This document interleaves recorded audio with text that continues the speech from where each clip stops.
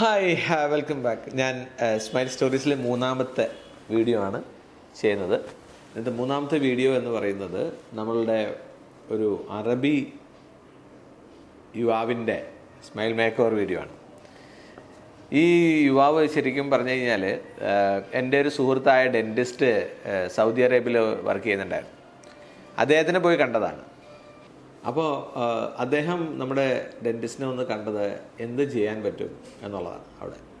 ഇപ്പോൾ Saudi Arabia എന്ന് പറയുന്ന രാജ്യത്ത് ഒരുപാട് ഡെൻറ്റിസ്റ്റ്മാരുണ്ട്, സ്മൈൽ സ്പെഷ്യലിസ്റ്റുമാരൊക്കെ ഉണ്ട്.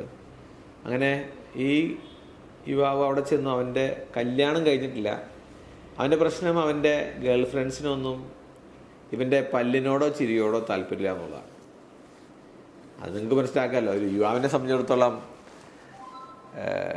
ആ പ്രായത്തിൽ ചിരിക്കുമ്പോൾ നിങ്ങൾ ഈ താഴെ കാണുന്ന പോലെയുള്ള ഒരു പല്ലുമായിട്ട് നിങ്ങളൊരു പെൺകുട്ടിയെ, പ്രത്യേകിച്ച് കേരളത്തിലൊക്കെ ഉള്ളൊരു പെൺകുട്ടിയെ നിങ്ങൾ പോയി സമീപിച്ചാൽ പല്ല് വെച്ചിട്ട് വാടാ നിന്നോട് എന്ന് പറയും. അപ്പോൾ ഇത്തരത്തിലുള്ള ഒരു വല്ലാത്ത മാനസിക വിഷമത്തിലാണ് ഈ പയ്യൻ ഡോക്ടറെ അടുത്ത് ചെല്ലുന്നത്.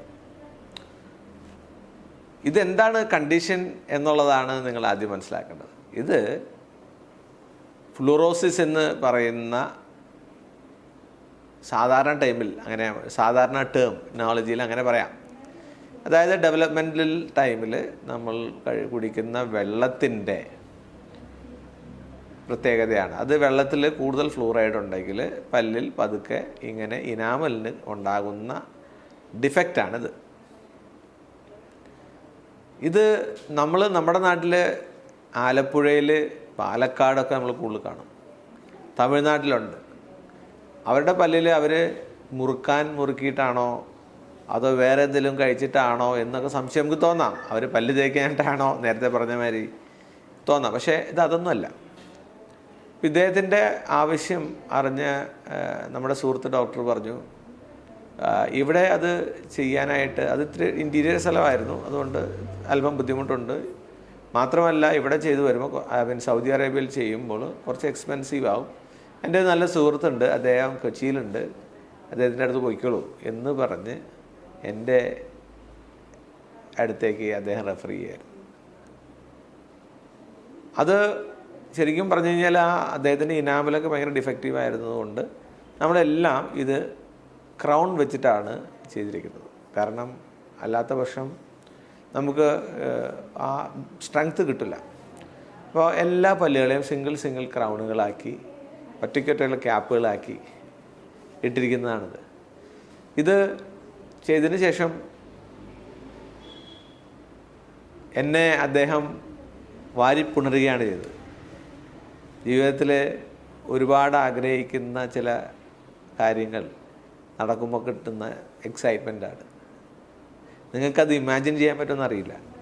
കാരണം മാനസിക സമ്മർദ്ദം അത്രയും വ്യഥ അദ്ദേഹം അനുഭവിക്കുന്നുണ്ടെന്നുള്ളതാണ് നമ്മൾ മനസ്സിലാക്കേണ്ടത്. ഇതുപോലെ തന്നെയാണ് നമ്മളും ഗ്യാപ്പ്, കളറ്, പൊങ്ങിയത്, പലർക്കും അത് പറഞ്ഞാൽ മനസ്സിലാവില്ല, അവരവരുടെ കാര്യങ്ങൾ ഇതുകൊണ്ട്. അപ്പോൾ അത്തരത്തിൽ ഒരു സ്മൈൽ മേക്ക് ഓവർ അനുഭവമാണിത്. ഈ യുവാവ് ഇപ്പോഴും എന്നെ വിളിക്കും, മെസ്സേജ് ചെയ്യും. അദ്ദേഹത്തിന് ഞങ്ങൾക്ക് ഏറ്റവും വലിയ പ്രശ്നം ലാംഗ്വേജാണ്. അറബിക് ലാംഗ്വേജ് നമുക്കത്ര വശമില്ല, പക്ഷേ നമ്മൾ ട്രാൻസ്ലേറ്ററും അതൊക്കെ വെച്ചൊക്കെ മാനേജ് ചെയ്യും. And he was A nice person, nice patient as well. ഇതാണ് എൻ്റെ മൂന്നാമത്തെ സ്റ്റോറി. ഈ സ്റ്റോറിയിൽ ഇപ്പോൾ അദ്ദേഹം വിവാഹം കഴിച്ച് നല്ല കുട്ടികളൊക്കെ ആയിട്ട് ജീവിക്കുകയാണ്. പുതിയ ഗേൾ ഫ്രണ്ടിനെയാണ് കേട്ടോ കിട്ടിയത്. ഇനിയിപ്പോൾ രണ്ടാമത് കല്യാണം കഴിച്ചുകൊണ്ടെന്ന് എനിക്കറിയില്ല. മൂന്നാമത് അവിടെ ഓരോ തവണയും അവർ ചില പേഷ്യൻസൊക്കെ വരുമ്പോൾ പറയാറുണ്ട്, ഇങ്ങനെ എനിക്കിത് പുതിയ കല്യാണം കഴിക്കണമെന്ന് പറയാറുണ്ട്. അപ്പോൾ ഇത്തരത്തിൽ ഇനി അങ്ങനെ ഒരു സമയം ഉണ്ടെങ്കിൽ ചിലപ്പോൾ അദ്ദേഹം വീണ്ടും വരാം, കുറച്ചുകൂടി വെളുപ്പിച്ച് തരണമെന്നൊക്കെ പറഞ്ഞ് വരാം.